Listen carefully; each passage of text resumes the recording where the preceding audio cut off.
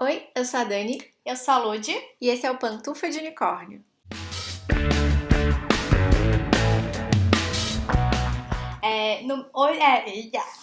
No mês de outubro a gente vai ter o nosso especial Mês do Terror. Então todos os vídeos vão ser relacionados com esse tema.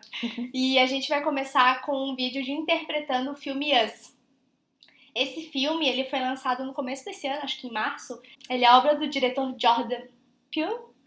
Ele escreve, ele produz, ele dirige, ele é todos coadjuvantes. É brincadeira, mas realmente ele faz toda essa parte, todo o rolê do filme é ele que faz. Ele é o do. Eu já falei que ele é do Corra? Não, né? Não. Ele é do mesmo diretor também de Corra. E esse filme ele é considerado um thriller psicológico, né? E realmente ele te deixa assim com várias questões e. Pouco tenso, assim, né? Ele não te dá um medo, assim, não um terror. Não. Não é um negócio que eu ia falar, não é sangrento, mas até É um pouco sangrento. Mas ele te dá um baque. Então ele é considerado um thriller psicológico aí, ele é muito bem feito. Tem aí a protagonista é a maravilhosa Lupita Nyong'o. Eu nunca parei pra pensar como é que eu soube o nome dela falado. Não sei. Mas a protagonista é a Lupita. Então acho que a gente já tava vendo um canal da. Como é que é o canal das meninas? Papo de Preta? Isso. Que ela. Acho que foi a primeira protagonista da Lupita, né? Primeiro papel como protagonista, embora ela já tenha Ganhou o Oscar. como coadjuvante, né? A gente já começa esse vídeo dizendo que vai ter spoiler assim no filme, porque não tem como comentar, interpretar ele se a gente não falar do enredo todo, né? E dos cliffhangers que tem no plot twist ou qualquer coisa assim que tenha no filme. Tá, então, né, partindo disso, o filme conta a história da Adelaide, né? E aí a primeira cena ali é de uma situação, de um evento que acontece na infância dela, e depois o filme já pula pra vida dela adulta, já ela com uma família, 2 filhos, né? E eles foram viajando pra uma casa de praia, né? E como essa casa de praia fica na mesma praia, né? E aconteceu toda a situação, o rolê da infância dela, ela começa a reviver, né? Esses traumas do passado, ao mesmo tempo que outra história é introduzida, que é que vai desenrolar toda a trama, né? Eles descobriram que existem pessoas iguais a eles e eles estão sendo ameaçados por essas pessoas. Então, toda a trama vai se desenvolver a partir disso. E quando o filme acaba, acho que ele suscita muitas questões, né? Porque não é um filme assim que acaba, tem um final resolvido, concreto, né? Então te deixa várias questões, que é essas questões que a gente vai trazer aqui. Porque quem eram essas pessoas aí que são iguais a eles, né? Do que eles se alimentam, de onde é que eles saíram. E isso começa a dar muitas questões pra gente, porque o filme acaba, né? E tu fica... Meu Deus, o que tá acontecendo? Que eu acho que um pouco, inclusive, assim, do fato do filme ser considerado um thriller psicológico vem dessas questões que ele vai suscitando ao longo da trama, né? Já começa com o mistério de o que aconteceu com ela ali na infância, porque a gente vê mais ou menos, mas não entende direito o que acontece. E aí depois surgem pessoas iguais a eles, vestindo aquela roupinha vermelha, e aí essas pessoas estão realmente querendo atacá-los, e eles estão fugindo, e aí tem tem um pouco de ação, né? Tem bastante ação, e tensão, né? Porque eles têm que fugir, e é sinistro, porque imagina que alguém, né? Tá fugindo de você mesmo. De si mesmo. E aí vai acontecendo, e a gente termina o filme, tipo... O que aconteceu, sabe? Não, e assim, ó, vale ressaltar o que aconteceu com ela, né? Na infância dela, né? Ela tá num parque de diversões com os pais, e aí, tipo, a mãe vai no banheiro, pede pro pai olhar, o pai olha nada, né? E ela vai dar um rolê e acaba entrando na casa dos espelhos. E lá ela acaba encontrando... Não, ela não chega, a gente só vai descobrir no final. A gente não descobre no começo, né? Só que a gente sabe que ela saiu de lá traumatizada. Sim, exatamente, mas a gente não consegue saber o que é até o final do filme. Quer dizer, a gente é a mãe dela que percebe que tem alguma coisa errada, né? Porque o pai também cagou ali, né? Não, tá tudo bem. Aqui, tudo certo. Paizão, né? Ai, então, né, ao decorrer do filme, a gente vai descobrindo que essas pessoas, que essa família não é não só uma família, mas todo mundo tem uma duplicata, né? E essas duplicatas, elas são parte de um experimento do governo, né? Onde as pessoas da superfície, cada pessoa da superfície, né, teria uma duplicata vivendo nos túneis, e eles seriam uma réplica de presas através da alma. E eles estariam fadados a repetirem todos os atos das pessoas da superfície durante toda a vida deles. Não tem uma explicação efetivamente, né, por que eles eram ligados pela alma, como eles faziam isso, né? Mas eram 2 corpos, uma alma, tudo replicado, mas de uma maneira mais sofrida, mais precária, assim, sim. né? Sem recursos, mas os acontecimentos são semelhantes, né? Sim. Uma coisa que me chamou muita atenção quando eu comecei a ver o filme e apareceu a primeira vez a família duplicata, eu achei que era restrito. Eu comecei a pensar naquele evento que aconteceu com a Adelaide. Pensei, porra, alguma coisa aconteceu ali que resultou naquela situação. Isso, eu também. E aí eu achei, porra, tá restrito ali. Mas depois a gente vê que, na verdade, todo mundo tem uma duplicata. Sim, eu fiquei muito surpresa e chocada quando a gente vê lá outra família Outra que também família tem. morrendo, a família dele. Porque a daí tu família amiga. pensa, cara, então não tinha a ver só com aquilo, Sim. é maior, né? E aí depois É a muito gente tem a explicação de que era um experimento do governo e todo mundo tem uma duplicata. Aham. Então achando... Num outro momento que...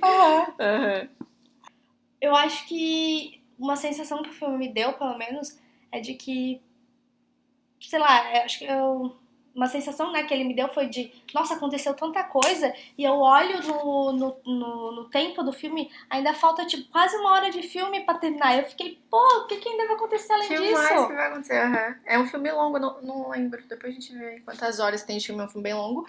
Mas é isso, né? Meu Deus, mas já aconteceu isso tudo e ainda tem bastante coisa pra acontecer. Uma caralhada de coisa pra acontecer. Também fico com essa sensação. Não, e aí a gente foi, né, pesquisar e referências e coisas assim pra ajudar a gente a maturar o filme. Então a gente viu em diversos sites e tudo, e aí a gente vai trazer essas interpretações aqui, interpretações que a gente viu, né, e que a gente também sentiu do filme. Então acho que a primeira, a mais escancarada, que foi até confirmada pelo Pew, que foi confirmada pelo Pew, pelo Pew, é o Us ser uma metáfora pra USA, United States, ou whatever, né? E, né, como, né, todo o filme fosse uma alusão mesmo aos Estados Unidos. E até a parte de estética do filme, de cores, todo remetendo, né, a bandeira dos Estados Unidos. A gente vê que a família toda da Adelaide, todos eles estão de blusinha branca. Os Reds todos com macacãozinho vermelho. É isso. O azul? O azul depende de onde mesmo. Do céu, né? Eles falam, céu estrelado, né? Da cena que eles aparecem, a primeira aparição deles, o céu tá limpo e com estrelas. E eu acho que depois que a ação começa ali, é meio que uma noite, né? Que eles passam e daí amanhece o dia. Então, é basicamente o cenário, assim, vamos dizer, pro filme é nessa noite, né? No céu cheio de estrelas. E aí outra referência, que na verdade acho que em todos os lugares tem, que é do Jeremias do Jeremias 11:11, que é uma passagem da Bíblia, né? Então eu já nem sei mais como é que é os negócios da Bíblia. Capítulo 11, versículo 11, né? Isso. Catequese. Então, e aí eu vou ler aqui um negócio porque eu não sou boa. Quer dizer, eu vou ler aqui a passagem porque eu não vou lembrar ela de cabeça pra recitar aqui, né? Mas lembrando que aparece um morador de rua, parece ser, né? Não sei. Dá a entender. Ele tá no parque, a primeira vez que ele aparece é na cena de infância da Adelaide. Que ele tá com uma plaquinha Jeremias 11:11. E isso chama a atenção dela. E ela vai ver de novo essa mesma placa, essa mesma pessoa, quando ela já está adulta, quando ela volta na praia. E o cara morreu. Dá a entender que ele morreu. Sim, a ambulância tá levando. Verdade. Porque as crianças estão passando de carro. Exatamente. Então, e aí tem uma outra referência também quando ela vai fazer o filho dela dormir, acho que é que desperta o relógio. 11:11 também. Uhum. E a passagem da Bíblia 11:11 é assim, ó.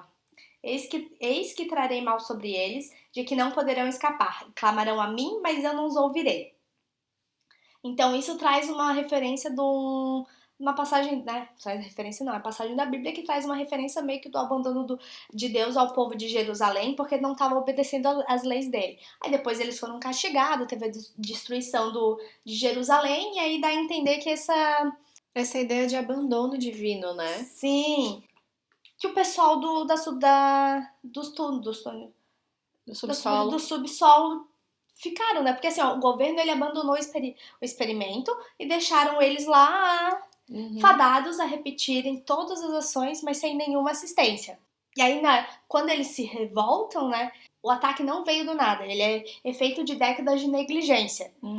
Da passagem da Bíblia, né? O que dá pra gente remeter pro, né, o ataque do pessoal do subsolo, dos atrelados, né? Ele não veio do nada. Ele é feito de décadas de negligência. Deles ficarem. Uau. Uau. What? Tanto que acho que dá pra gente pegar também, tem um momento que quando a Red tá né, já fez a revolução, o pessoal já tá na superfície, ela fala na conversa que ela tem com a Adelaide, né,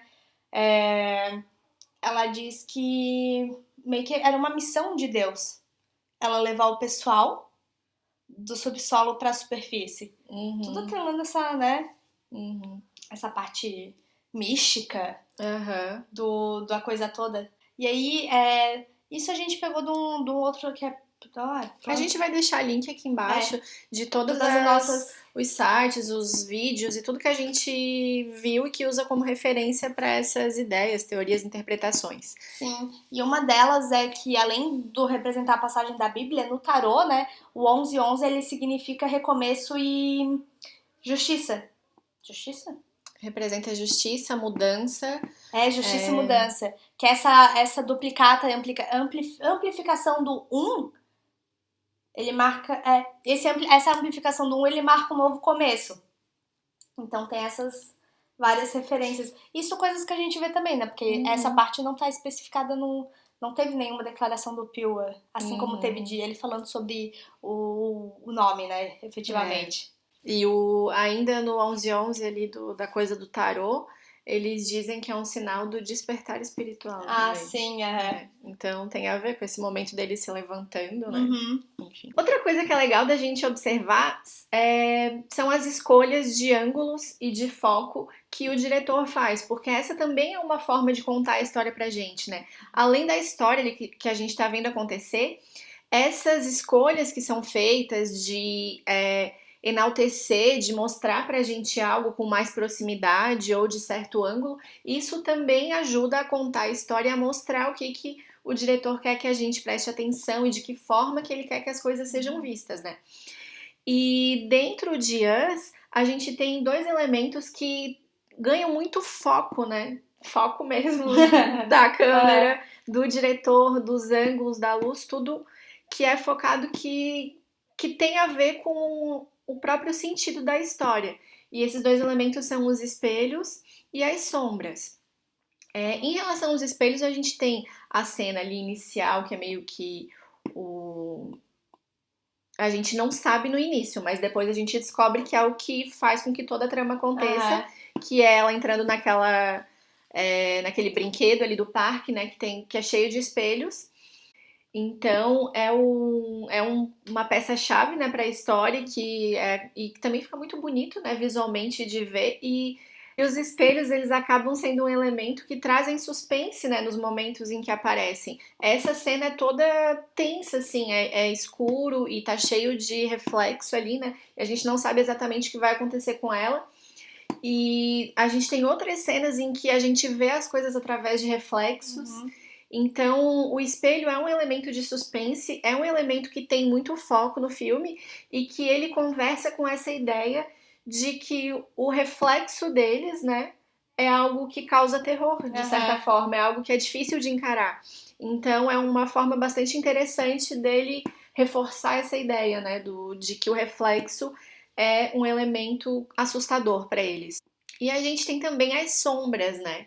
E tem ali acho que é no início do filme ainda, mais pro meio, não sei, uma cena na praia em que ele escolhe um ângulo para mostrar que olhando para aquela cena a gente tem a impressão de que quem está se movendo não são as pessoas, são as sombras, né? É uma técnica bem interessante que ele utiliza, mas que também vai conversar com algo que a gente vai ver depois, né? Que é essa ideia de que as pessoas ali do subsolo, né, estão emergindo e que eles têm vida própria, né? Tem escolhas, né? Tem escolhas.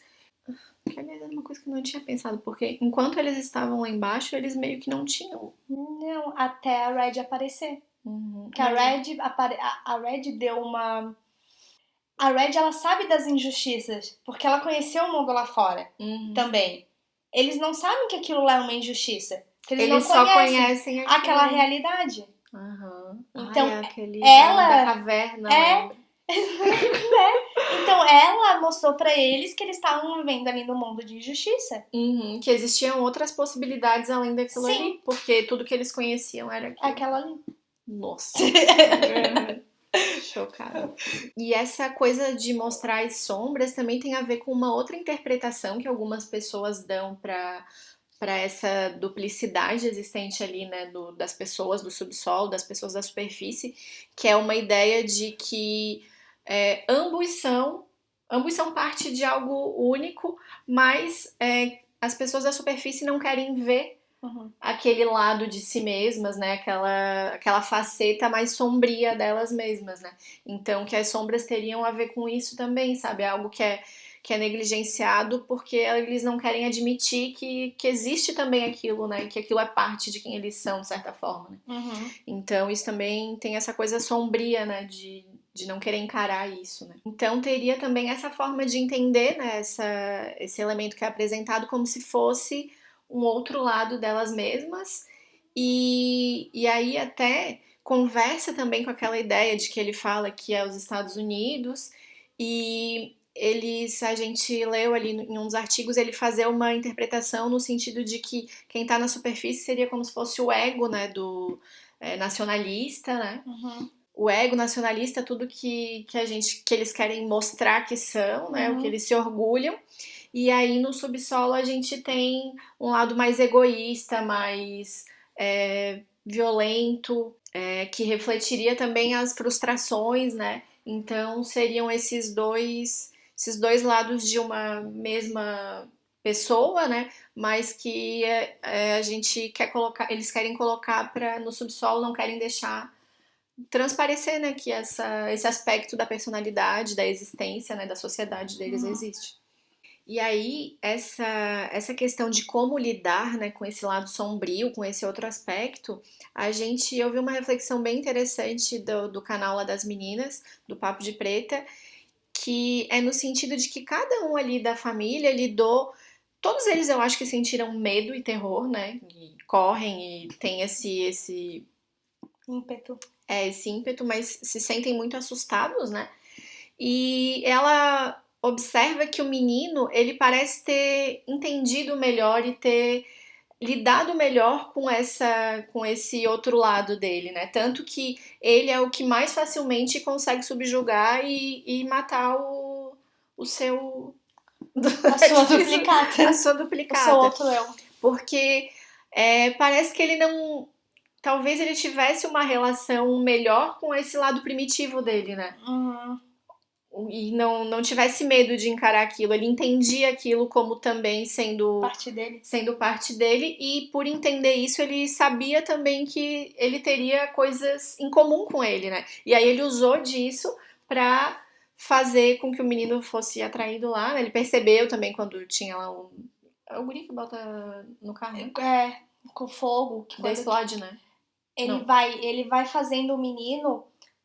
Porque era uma armadilha. Era uma armadilha. Só que ele vai fazendo o gesto pro menino, porque ele começou a perceber que era ali tipo um espelho, né? E aí ele fazendo o menino ir pra trás e pegar fogo. E aí ele usa disso, né? Dessa enxergar que há uma semelhança, entender e sacar ali o menino pra enfim, conseguir sobreviver, né? E foi o. E eu achei que isso tem a ver, assim, né? Da avaliação delas de que para os outros foi mais difícil porque eles estavam em estado de negação, né? Basicamente, o tempo inteiro, né? Sem conseguir enxergar que havia ali algo, né? Que batia na essência, né?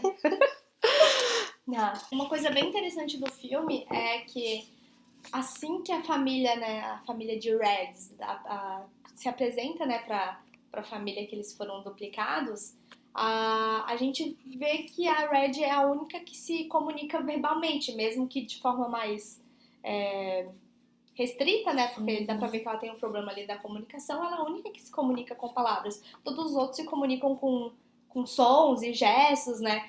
É interessante ver essa forma de comunicação entre os do subsolo, né? Os atrelados, os amarrados.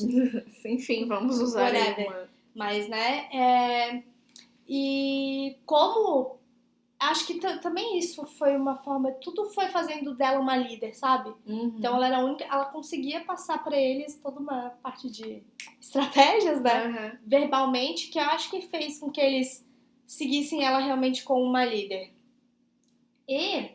no final que a gente vai descobrir o motivo real, por que ela era a única que se comunicava verbalmente. Na verdade, ela era a única que se comunicava verbalmente porque ela era real, ela era a Adelaide real. Sim. E a gente fica muito chocado no final, porque, porra, a gente tava ali torcendo pra cidadã que achando que era a moça do filme, mas na verdade não. Sim, que é outra duplicidade do filme, né? Que a gente tem essa ideia de bem e mal no começo, né? Mas depois... A gente pera lá. Tá. Os métodos podem ser questionáveis. Mas assim, sabe? Por que eles não podem ter direito também de viver na superfície, né? Eu acho que daí a gente começa a entender melhor, né? E aí o menino é o único que percebe, saca, né? É daquele negócio, porque ele tinha entendido já a lidar com o outro eu dele. Mas ele não escuta nada. Ele escuta, ele tá preso no armário. Eu não sei se ele consegue ver pelos buraquinhos, mas com certeza ele ouviu a briga e ele ouviu as palavras. Mas em nenhum momento ela se revela. Mas eu acho que a hora que ela conseguiu pegar ele viu o olhar dela, eu acho que ele se tocou aí. Que ele ficou até meio resistente. E ela foi lá e pegou a mãozinha dele e fez isso assim. Quando ela botou ele pra dormir, botava ele pra dormir, acho que ela fazia isso. Mas aí acho que ali ele se tocou. Nossa, né? Já pensou? Minha mãe não é minha mãe. Quer dizer, a mãe dele, né? Porque... Mas não é. Mas não é. Mas é. Cara, esse filme é muito bom. Sim, uma outra forma de comunicação que eu vou botar que é muito boa é a dança. Porque quando a Adelaide Fake vai pro mundo real, ela não tá falando, né? E a psicóloga diz, ela deve botar ela em coisas como uma forma de se expressar, né? E aí que ela começa a dançar. E aí a real Adelaide, que tá no subsolo, também começa a dançar. É aí que dá a ideia deles começarem a pensar a ir pra superfície. E aí tem a cena que ela fala, se não fosse a Adelaide real, real fala, se não fosse por você, né? No confronto delas, eu nunca ia... Eu jamais teria dançado. Que é a... Eu não sei, quando eu tava vendo, eu entendi aquilo como ela... A partir do momento que ela começou a dançar, ela conseguiu se inspirar E aí ela viu que era um chamado... Aí ela faz aquela ligação de que é um chamado de Deus, ou uma missão de Deus, a levar o pessoal pra porque é algo que ela poderia ter saído sozinha, né? Sim. Mas ela opta por levar não sair sozinha e por fazer aquilo, né? E aí essa expressão artística como algo que toca ela, né? De um jeito e inspira ela a fazer aquilo que ela fez. E pra mim é uma das cenas mais bonitas, que é a cena da briga das duas lá no subsolo já, que a Adelaide Fake, que tá na superfície, começa a atacar ela com a tesoura e ela vai se esquivando no movimento de dança, assim, ó. Eu acho aquela cena maravilhosa. Sim, muito legal. E pra mim, realmente, outras são várias formas de comunicação ali, né? Sim, não, é uma expressão. Sim. E aí, outra referência são os coelhos. Então, as referências que a gente tem do coelho, pois assim, ó, pra mim não tem nada fechado em relação dos coelhos. Porque aí no final, né, eles estão todos libertos, né? Tô imaginando que o pessoal, quando saiu da superfície, libertou todo mundo. Sim. E foram deixar os coelhos lá. Sim, eu acho que tem a ver com a ideia do experimento, né? Sim, porque quem são os maiores vítimas de experimento aí nas indústrias? São os bichinhos, os coelhos e tudo. E dá uma referência também da Alice no... Sim, na frase, né? Sim, ela fala, somos todos loucos aqui. Uhum. Então traz essa referência também da Alice. Da Alice e não, tem o coelhinho lá. Não é nada comprovado, né, são interpretações aí do mundo afora. E aí tem gente que vai longe aí, falando de fertilidade. De recomeço, de reprodução. Aí, né, aí o pessoal aí dá um crazy. Licença poética. Pra interpretar como quiser. Os coelhinhos como quiserem. A gente tem também uma interpretação que eu confesso que foi a minha primeira, assim, que a ideia de que o povo da superfície seria também uma representação de pessoas que vivem com um certo privilégio e inconscientes do privilégio que tem.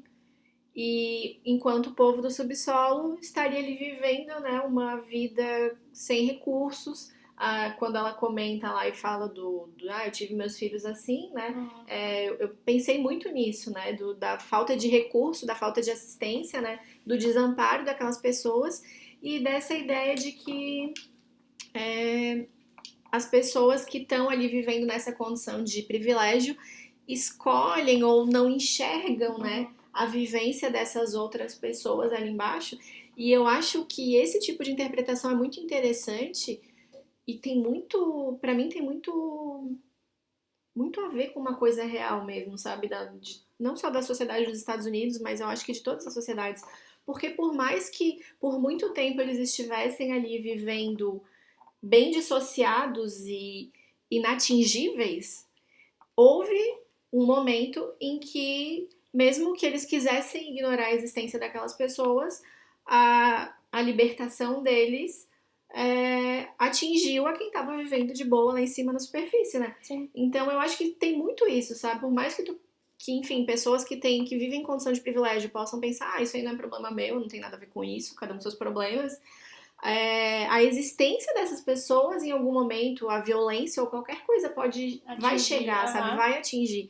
Ou, enfim, dá pra viajar também aí, pensar em problemas climáticos, em muitas coisas que tu pode pensar que não é problema teu e que não vai te atingir, porque hoje não te atinge, mas em algum momento chega pra todo mundo, sabe? Porque a gente vive em um mundo que não tem fora, né? Quer dizer, tem fora, mas não tem muito como a gente...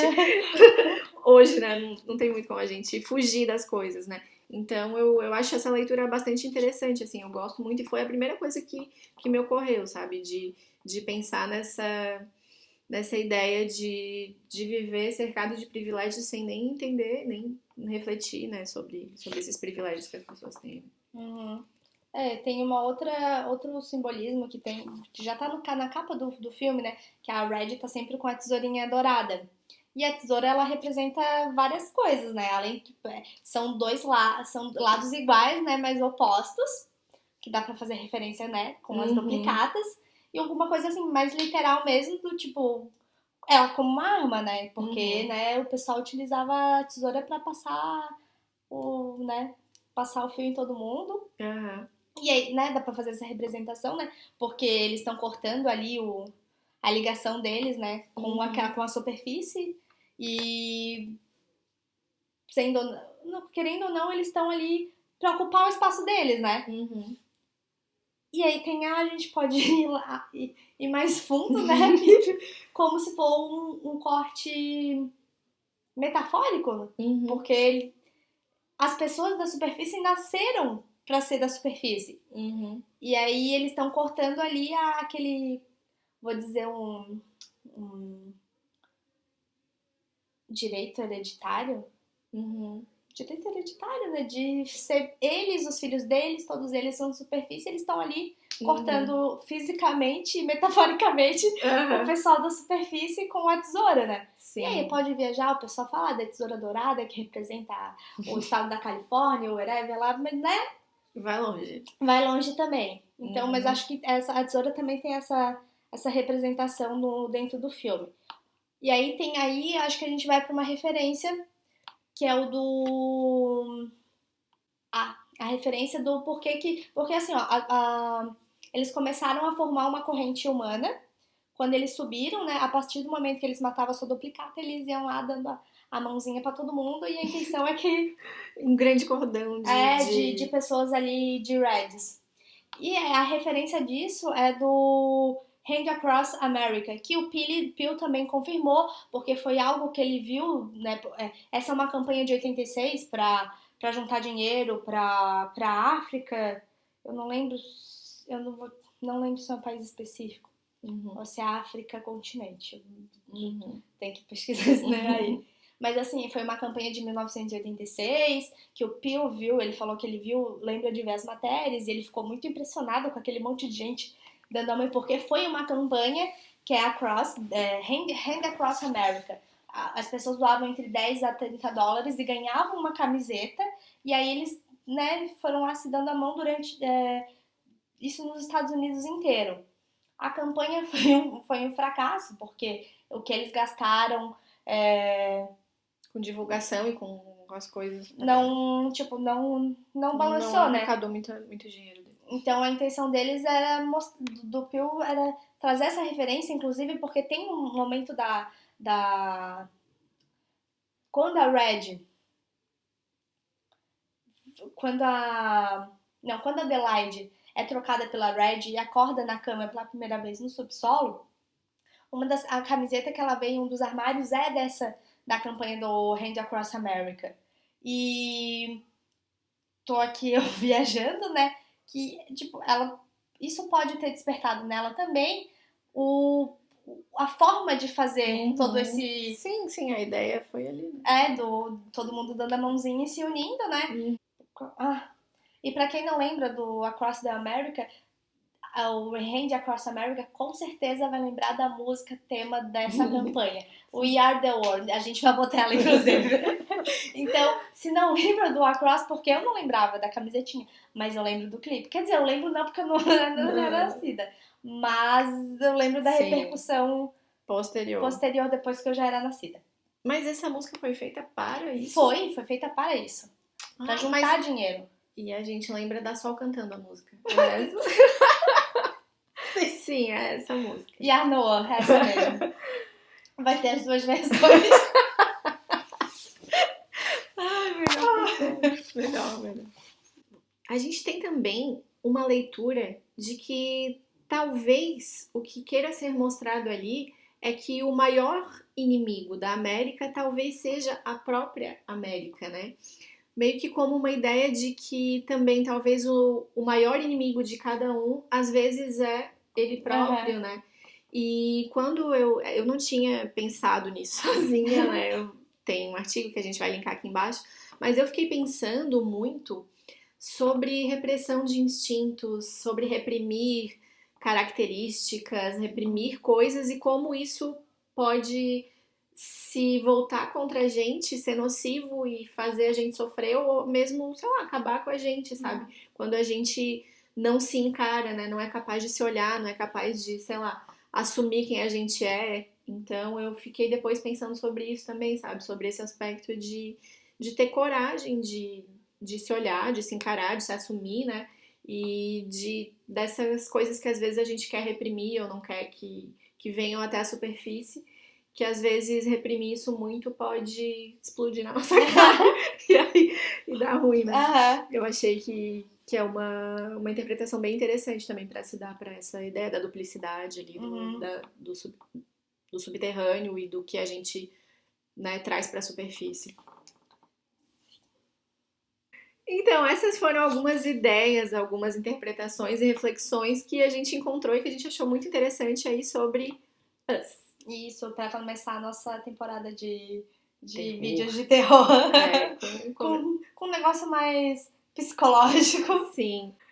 Mas e aí, se você tiver mais interpretações, ideias e coisas pra compartilhar com a gente, comenta aqui que a gente vai adorar saber. Mais loucuragem. Mais loucuragem, vamos viajar. Hein? Até o nosso próximo filme temática terror. Tchau.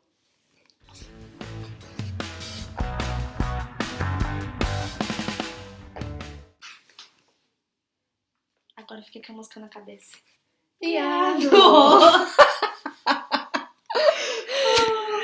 Ai, ai, por onde anda sol? Por onde anda, né? Vamos botar por onde